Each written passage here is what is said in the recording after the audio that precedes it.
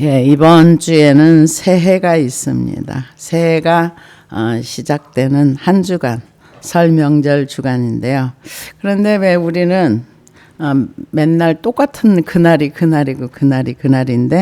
새해라고 하는가? 그러면은 성경에서는 뭐라고 얘기하는가?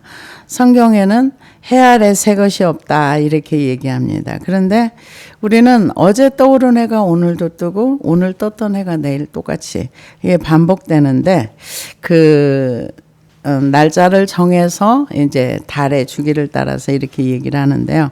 그러면은 구원받은 백성들은 새해라는 의미가 어떤 의미가 있는가 보면은 이스라엘에서 새해는 6월절입니다. 6월절 첫날입니다. 그래서 첫날을 6월절인데 그날을 새해라 이렇게 얘기합니다.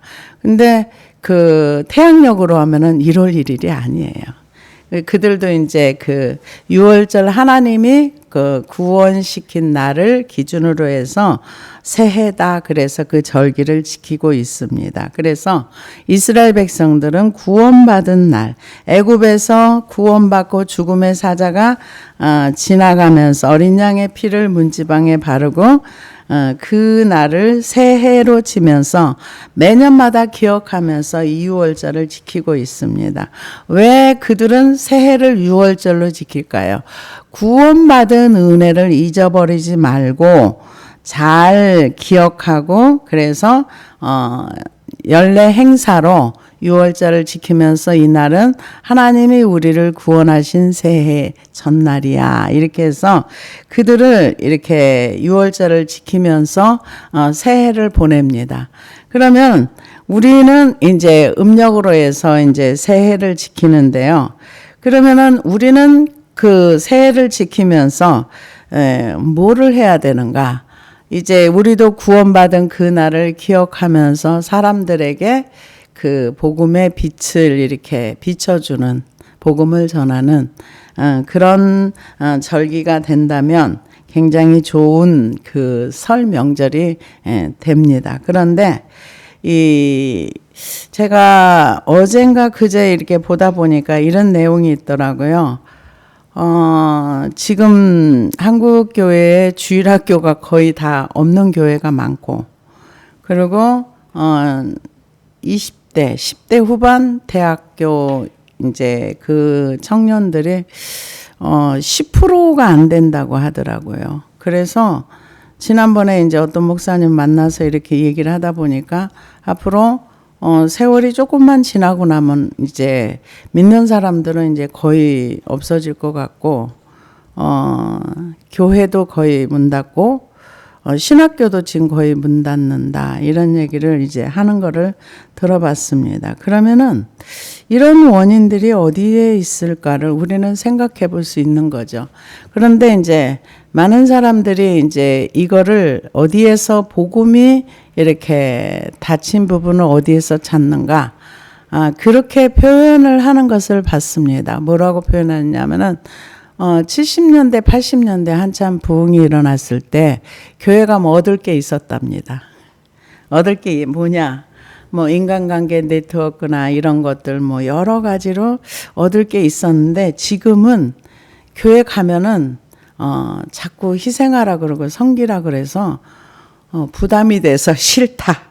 그래서 교회를 안 간다. 이런 얘기를 한다고 하더라고요. 그러면은 왜 그런 일들이 교회 안에서 일어났을까를 생각해 볼 수 있는 거죠. 그래서 여러 가지 교회에 대한 문제점들을 이렇게 많은 사람들이 많은 얘기를 하면서 얘기를 하는데 저는 오늘 본문에 나와 있는 말씀처럼 이 세상의 신이 어둠에 그 신들이 복음의 광채가 비치지 못하게 예수님을 진짜로 만나고 나서 복음의 구원의 역사가 진짜로 일어난다면 우리는 주님을 떠나라고 발로 차서 궁뎅짝을 차 밀어도 나올 수밖에 없습니다. 그런데 많은 사람들이 교회를 이제 떠나게 되면은 그런 성도를 위해서 가나안 성도다 이렇게 얘기하는데 가나안 성도가 뭐냐? 교회 안 나가를 거꾸로만 해서 가나안 성도다 이렇게 얘기를 한다는 얘기를 들어봤습니다. 그런데 문제는 뭐냐? 그분들이 교회를 떠나가고 나서 나는 하나님을 안 믿는다 이게 아니랍니다. 나는 하나님을 믿지만 교회는 싫어. 나는 하나님을 믿지만 이렇게 희생 자꾸 강요하는 건 싫어. 그래서 교회를 안 나가. 가나안 성도가 되었다. 이게 이제 그런 얘기를 유튜브에 보면 그냥 나오는 얘기예요. 일상적으로. 뭐 특별한 사람에게만 보는 것이 아니라 너도 보고 나도 보고 다 볼 수 있는 내용이고 그런 제목들은 더 크게 달리더라고요. 그런데 오늘 본문에 보면은 고린도 후서에 보면은 뭐라고 얘기하냐면은 그러므로 우리가 이 직분을 받아 긍휼하심을 입은 대로 낙심하지 아니하고 이게 직분을 받은 거는 긍휼의 은혜를 입어서 직분을 받았다는 거예요. 요즘 말하는 것과 전혀 다른 얘기죠. 교회 가면 희생하라 그런다. 근데 하나님은 희생하라고 하지 않아요. 왜 희생하라고 하지 않습니까? 하나님을 믿는 사람에게 요구하는 거지 안 믿는 사람한테 어떤 짐도 지우는 걸 원치 않으세요. 그게 이제 하나님에 대한 오해라고 봐야 되겠죠. 그래서 여기에 보면 직분을 받은 거는 하나님의 크신 은혜 때문에 직분을 받았다는 거예요. 이 직분은 꼭 목사님만 얘기하는 건 아니에요. 목사님이든 장로님이든 권사님이든 뭐 누가 됐든 어떤 일을 하든 하나님께서 주신 직분은 하나님의 긍휼을 입었기 때문에 하나님께서 일할 마음도 주시고 일할 여러 가지 것을 주셨기 때문에 우리가 일을 한다 이걸 얘기하는 거예요. 그러니까 조금 전에 얘기했던 건 전혀 다르죠. 교회만 가면 희생하라 그러고 뭐 하라 그러고 뭐 하라 그러고 그래서 나는 희생이 싫다. 나는 내 몸 하나 살기도 지금 바빠 죽겠는데 뭐 스펙 쌓아야 되고 뭐 해야 되고 힘드는데 맨날 교회 가면 일하라 그런다. 근데 교회에 뭘 그렇게 일을 많이 시키는지는 잘 모르겠어요. 그런데 성경은 뭐라고 얘기하는가? 성경은 직분을 받은 거는 하나님이 크게 긍휼의 은혜를 주셔서 직분을 주셨다. 우리가 지금 듣는 얘기와 전혀 다른 얘기를 하고 있습니다. 그래서 그 직분을 주신 것은 하나님의 긍휼하심을 입은 대로 낙심하지 않냐고. 바울 선생님은 이 직분을 받고 나서 인생이 세상 말로 하면 완전히 뭐라 그럴까요? 낙심한 일만 생긴 거예요. 하나님의 말씀을 따라서 가다 보니까 맨날 매 맞고 욕 먹고 사기꾼이라는 소리 듣고 이거저거 얼마나 그 육체적으로 정신적으로 고통을 많이 입었지만은 그것이 그렇게 중요하지 않다 이렇게 얘기를 합니다. 그러면서 이에 숨은 부끄러움의 일을 버리고 속임으로 행하지 아니하며 하나님의 말씀을 혼잡하게 하지 아니하고 오직 진리를 나타내므로 하나님 앞에서 각 사람의 양심에 대하여 스스로 추천하노라. 이 숨은 부끄러움의 일이라는 거는 사람들 앞에서 할 수 없는 일을 혼자서는 할 수 있다는 거죠. 근데 그런 일을 안 한다는 거예요. 근데 혼자서 할 수 없는 일이라면은 사람 앞에서도 하지 말아야 되는 일들입니다. 사실은. 그래서 이 바울 선생님이 이 복음을 받아들이고 나서 이분이 얼마나 이 복음에 충실하게 살았는가. 사도행전 20장 23절에 보니까 오직 성령이 각 성에서 내게 증언하여 결박과 환난이 나를 기다린다 하시나 내가 달려갈 길과 주 예수께 받은 사명 곧 하나님의 은혜의 복음을 증언한 일을 마치려 하면은 나의 생명조차 조금도 귀한 것으로 여기지 아니하노라. 보라 내가 여러분 중에 왕래하며 하나님의 나라를 전파했으나 이제는 여러분이 다 내 얼굴을 다시 보지 못할 줄을 아노라. 이 복음을 받아들이고 나서 이 복음이 너무 귀해서 이 복음을 전하는 일에 자기 생명을 조금도 귀하게 여기지 않는다. 이렇게 얘기했는데 이 바울 선생님한테 하나님이 너 네 목숨 내놔 이러지 않았어요. 하나님 앞에 드리는 거는 다 자원해서 드리는 거고 자기가 원해서 하는 거지 강제로 하는 일이 없어요. 그래서 여기에 보면은 숨은 부끄러움의 일을 하나님 앞에서나 사람 앞에서 자신은 하지 않았다. 그러면서 진리를 하나님의 말씀을 혼잡하게 하지 않았다. 말씀을 섞지 않았다는 거예요. 사람의 생각이나 이런 다른 것들을 섞어가지고 말씀을 혼잡하게 전하지 않았다. 그렇게 얘기합니다. 왜요? 왜 이런 말을 하느냐 하면은 바울 선생이 복음을 전하고 이렇게 다니다 보니까 사람들이 왜 율법을 지키라고 하지 않아? 왜 율법을 꼭 지켜야 구원받는다고 말하지 않아? 이러면서 바울 선생은 계속 공격한 거예요. 그래서 아니야, 나는 복음을 하나님의 말씀을 변절시키지 않았다는 거죠. 말씀을 혼잡하게 하지 아니했고 하나님 앞에서 부끄러움 없이 이렇게 말씀을 전했다. 양심에 부끄럽지 않다. 왜요? 하나님의 말씀을 지키는데 강제로 율법을 지켜야지만 구원받고 이거는 행위 구원을 얘기하기 때문에 그렇습니다. 그러면 바울 선생은 왜 이 구원받은 이후에 두렵고 떨림으로 너희 구원을 이루라고 했는가? 그것은 우리의 성화를 얘기하는 거예요. 구원받은 자는 구원받은 자답게, 하나님의 백성은 하나님의 백성답게 살기 위해서는 우리가 옛사람과 옛것을 버려야지만 새로운 피조물이 점점 성장해 가는 거예요. 하나님을 아는 지식에 성장해 가는 거. 그것을 설명하고 있습니다. 그래서 만일 우리의 복음이 가리워졌으면 망하는 자들에게 가리워진 것이라. 근데 복음을 전해도요, 복음을 안 받아들이는 사람들, 이런 사람들은 복음이 가리워졌다. 가리워진 이유가 뭐냐? 망하려고 그런다. 예수 그리스도가 없으면은 이 땅에서는 그냥 살아요. 하나님과 관계성이 없어도. 그러나 이 땅에서 우리의 생명이 딱 끝나는 순간 하나님과 영원한 분리가 이루어지는 거. 영원한 분리는 하나님이 아예 없는 지옥으로 떨어진다는 얘기예요. 그래서 망하는 자들은 하나님이 없는 사람을 얘기합니다. 그래서 그 중에서 이 세상의 신이 믿지 아니한 자들의 마음을 혼미하게 하여 그리스도의 영광의 복음의 광채가 비치지 못하게 하느니 그리스도는 하나님의 형상이라.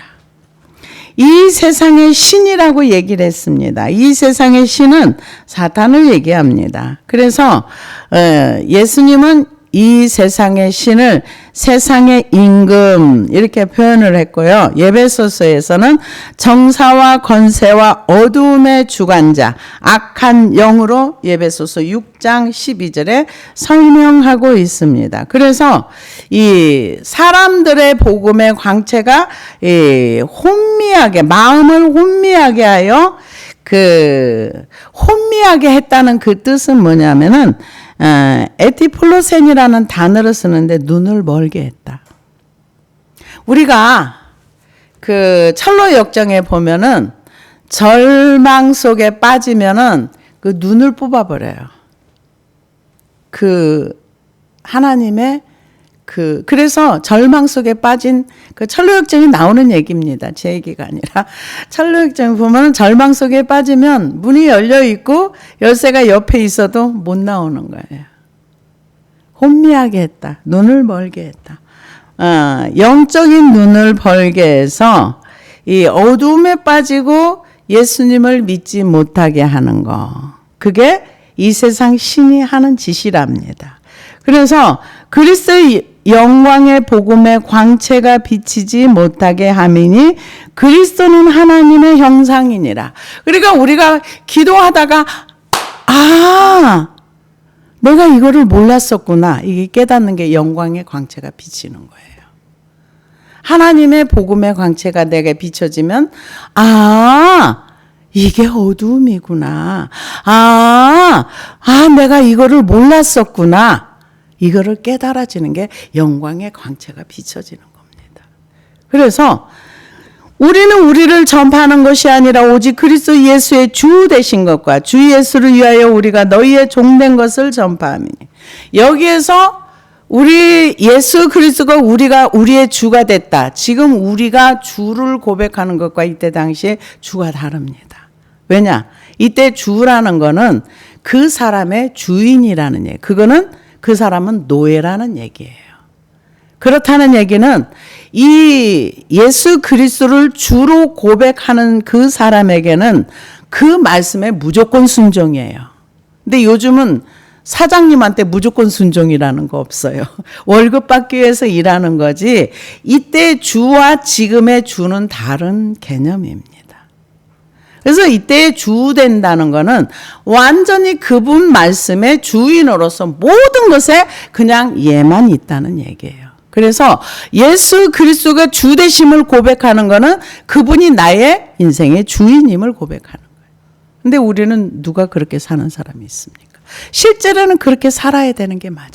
그러면서 우리가 너희의 종된 것을 전파함이라. 그러면은 예수님도 주인으로 섬기고 사람도 주인으로 섬겨 이게 아니고요. 예수 그리스도의 말씀에 그분을 주로 섬기고 나는 너희를 위해서 너희를 종처럼 섬긴다. 왜? 복음이 전파되기 위해서 사랑으로서 섬긴다 이 얘기예요.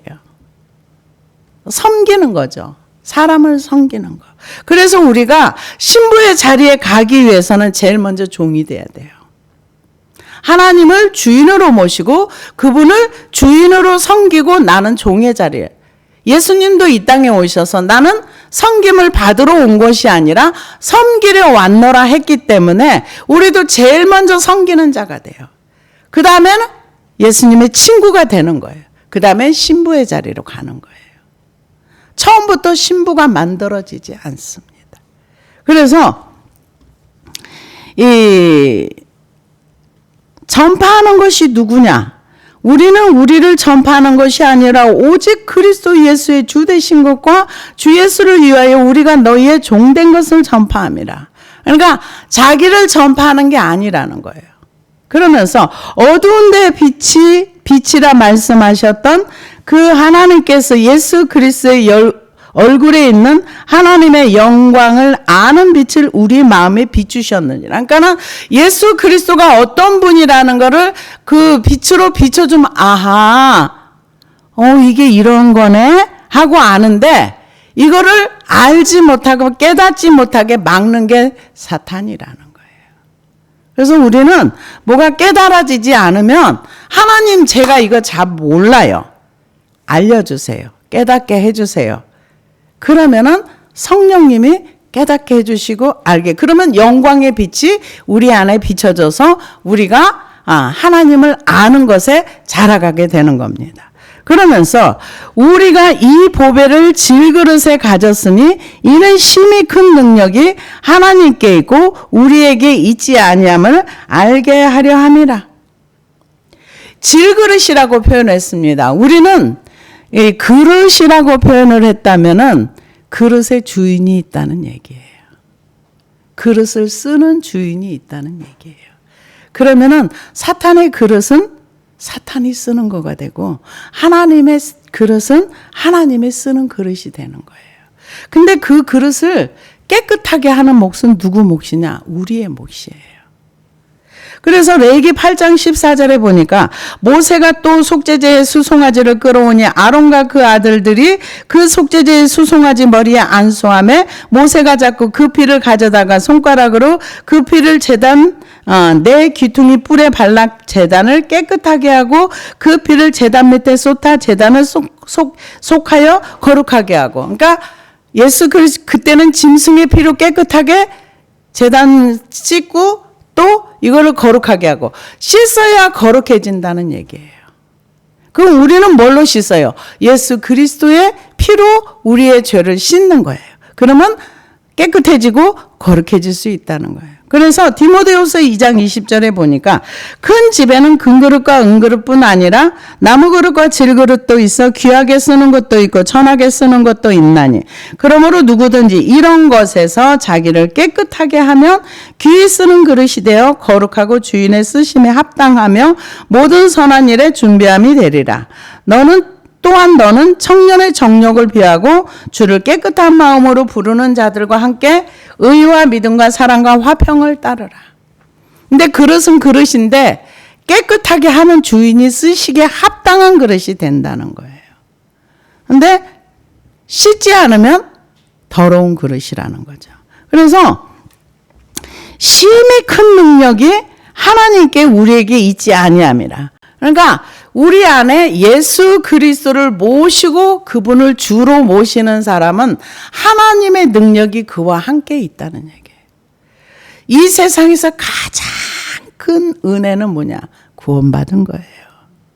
우리는 구원을 뭐 나만 받았나 이러는데 아닙니다. 구원받은 게 세상 가장 큰 은혜고 구원받은 백성이 예수 그리스도를 알아가면서 우리 안에 그분을 모시고 사는 게 가장 큰 은혜입니다.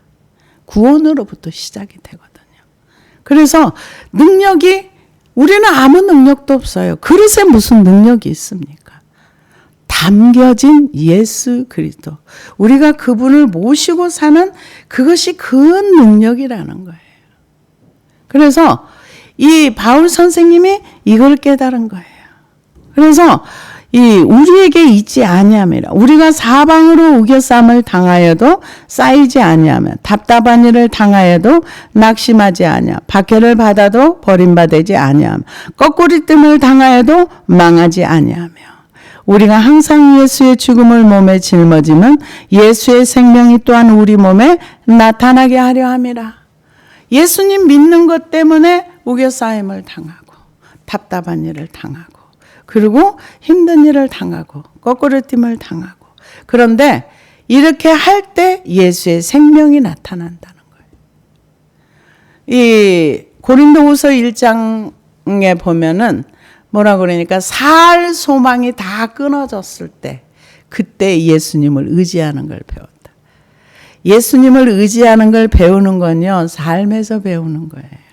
지식으로 아무리 들어도 내가 살 소망이 끊어지지 않고 내가 의지할 게 있고 내가 믿을 게 있으면 그분 의지 안 합니다. 그래서 이 바울 선생님이 예수님을 의지하는 건 어떻게 배웠는가? 이 땅에 지금 말씀이 나온 것처럼 우겨싸움을 당하고 그리고 또 답답한 일을 당하고 또 거꾸로짐을 당하고 박해를 받고 뭐 이런 일을 당하다 보니까 살 소망이 이 땅에 다 사라지고 나니까 예수님을 의지하네? 예수님을 의지하다 보니까 뭐가 나오는가? 예수의 생명이 나오는 거예요. 박해를 받는다고 망하는 게 아니고 거꾸로짐을 당한다고 망하는 게 아니라 그래서 우리가 예수 그리스도 근데 우리는 이거를 착각을 하는 경우가 있어요. 제가 주변에서 많이 들은 얘기인데 이 사람이 교만만 회개를 하면은 문제가 다 풀리는 사람이 있어요. 이 사람이 붙들고 있는 것만 딱 놓으면은 문제될 게 없는 사람들이 주변에 있어요. 그래서 네가 붙들고 있는 이 문제를 네가 막 목숨 걸고 붙든 거 이걸 놔. 그러면 인생이 풀려. 절대로 안 놓습니다. 교만을 회개해. 그럼 문제가 풀려. 절대로 교만을 회개하지 않습니다. 절망을 회개해. 그러면 거기서 나올 수 있어. 절대로 안 해요. 그러면 예수의 생명이 그에게 역사할 수가 없는 거예요. 그러면서 뭐라 그러는 줄 아세요? 하는 얘기가 동일해요. 하나님이 나를 이 고난을 통해서 큰 사람으로 만들어서 크게 쓰시려고 나에게 이런 고난을 줬다. 그러면서 하는 얘기. 그런데 나는 크게 쓰는 거 싫어. 고난도 싫어. 본인이 원해서 고난이 오는 건 아니에요. 내가 잘못된 선택을 했을 때. 이 죄라는 존재는요, 우리 안에 들어와서 우리의 세월을 먹습니다. 갉아먹어요. 많은 세월을 낭비하게 만들어요. 그런데 본인은 그거를 모르는 거죠. 그래서 저도 이렇게 회개하다 보면은, 이것도 내가 버려야 될 거를 내가 모르고 있었구나. 이 영광의 강체에 말씀의 빛이 비춰지니까 아는 거죠. 그렇지 않으면 모릅니다. 그냥 그 속에서 살다가 그 속에서 붙들려 있는 거예요. 그래서 이런 일을 당했는데 망하지 않는다는 거죠. 우리가 항상 예수의 죽음을 몸에 짊어지면 예수의 생명이 또한 우리 몸에 나타나게 하려 함이라. 내가 깨어지고 부서지면 나를 통해서 생명이 흘러간다는 거예요. 나를 통해서 예수의 생명이 흘러가서 다른 사람을 살리는 역사가 일어난다. 그런데 왜 요즘 젊은 사람들이 교회를 떠나면서 뭐 나는 하나님을 믿는다고 잘못 들어서 그래요. 그냥 무조건 교회만 나오면 구원받았고 무조건 하나님이 복 주려고 아주 축복을 막 이렇게 태산처럼 쌓아놓고 기다리고 있는데 교회만 나오면 구원도 다 받고 다 잘 돼야 되고 다 잘 되는 역사가 있어야 돼. 그런 역사가 안 일어나거든요. 그러니까 뭐야.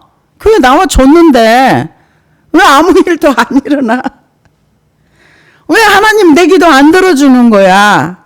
폴로셔 목사님이 며칠 전에 제 영상을 하나 보니까 미국도 그런가 봐요. 뭐라 그러냐. 교회 나오는 대부분의 많은 사람들은 영이 죽어 있습니다. 이러더라고요. 죽어 있다는 거는 반응할 수 없다는 거죠. 누구에게? 하나님에게. 허물과 죄로 죽었던 너희를 살리셨도다. 교회에서 이 하나님의 복음이 진짜 복음이 뭔지를 정확하게 알려줘야 돼. 그래서 지금 예수의 생명이 나타나게 하려면 우리 살아있는 자가 항상 예수를 위하여 죽음에 넘겨짐은 예수의 생명이 또한 우리 죽을 육체에 나타나게 하려면이라. 우리가 질그릇에 예수 그리스도를 가졌는데 고난을 받고 힘들고 어려운 역경 가운데 가지다 보면은 내가 깨어지고 옛자가 부서지고 무너지다 보면 예수의 생명이 흘러간다는 거예요. 근데 요즘은 어떻게 교육합니까? 요즘은 그렇게 교육한다 그러더라고요. 저도 놀랐는데요. 나는 강하다. 나는 뭐든지 할 수 있다. 나는 강한 사람이다. 이거를 이렇게 자꾸 사람들에게 심해주면 나는 뭐든지 할 수 있어. 근데 실제로 뭐든지 할 수 있는 게 많지 않아요. 근데 앞으로는 이 자기가 노력하지 않아도 사는 세상이 올 것 같더라고요. 어느 정도냐? 지금 머스크가 개발한 그 칩이 어느 정도로 사람들에게 도움이 되느냐. 많은 사람이 그 칩을 받을 것 같아요. 왜냐? 그 칩을 딱 넣는 순간 나는 언어를 다른 나라 언어를 한 번도 배운 적이 없는데 그 나라 언어가 줄줄이 나오고 그 나라 사람과 대화를 할 때 그냥 쉽게 모국어처럼 이렇게 대화를 할 수 있고 이런 지식이 엄청나게 많아지고 그러므로 인해 가지고 뭐 이제 좀 있으면은 눈이 완전히 없어진 사람도 그냥 볼 수 있는 거기까지 간다 이런 얘기를 하더라고요. 그래서 그 영상을 띄운 사람이 이런 얘기를 하더라고요. 나는 정말 특별한 사람으로 그 칩을 받으면서 살 것인가 인간으로 살 것인가 이거 선택해야 될 날이 올 수도 있다. 이런 얘기를 하는 것을 들어봤습니다. 근데 이 과학이 계속 이렇게 발달이 된다면은 뭐 근거가 없는 얘기는 아니겠죠. 그래서 그런데 이 성경은 반대로 말하는 거예요. 성경은 지금 세상에 흘러가는 것과 정반대 얘기를 하는 거예요. 우리 안에 사망이 우리 안에서 역사하고 생명인 너희 안에 우리가 깨어지고 부서지고 옛자가 죽음으로 인해서 우리가 사망과 같은 그런 고통 속에서 생명을 이렇게 흘려보내면 너희 안에는 생명이 역사한다. 반대의 얘기를 하는 거예요. 세상은 네가 강해져야 돼. 너는 많은 것을 가져야 돼. 이렇게 얘기를 하는데 성경은 너를 깨트려. 자아를 깨트려. 그러면 너를 통해 생명이 흘러가. 얼마나 반대되는 얘기입니까? 그래서 그런즉 사망은 우리 안에서 역사하고 생명은 너희 안에서 역사하네. 기록된 바 내가 믿었으므로 말하였다 한 것 같이 우리가 같은 믿음의 마음을 가졌으니 우리도 믿었으므로 또한 말하노라. 주 예수를 다시 살리시니까 예수와 함께 우리도 다시 살리사 너희와 함께 그 앞에 서게 하실 줄을 아노라. 믿음은 똑같다는 얘기예요. 내가 믿는 믿음이나 예수 그리스도를 주로 고백하는 모든 사람의 믿음이 같은 믿음이라. 같은 믿음은 같은 하나님 앞에 같이 선다는 거예요. 얘기하는 거예요. 가짜 믿음은 아니라는 거죠. 가짜 믿음이 아니라 진짜 믿음은 생명의 역사가 있고 믿었으므로 그 생명의 믿음을 나도 가졌고 너도 가졌는데 같은 믿음은 다시 예수를 다시 살리시니까 예수와 함께 우리도 다시 살리신다는 거죠.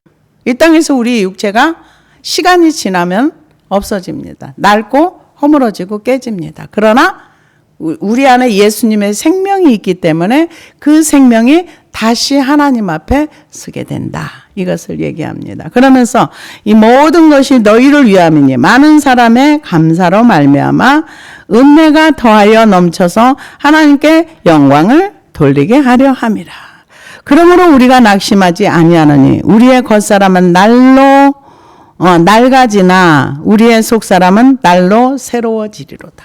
그러니까 우리의 겉사람이라는 거 우리 육체 이것을 얘기하고 속사람은 물과 성령으로 거듭나서 예수 그리스도를 믿는 그 속사람.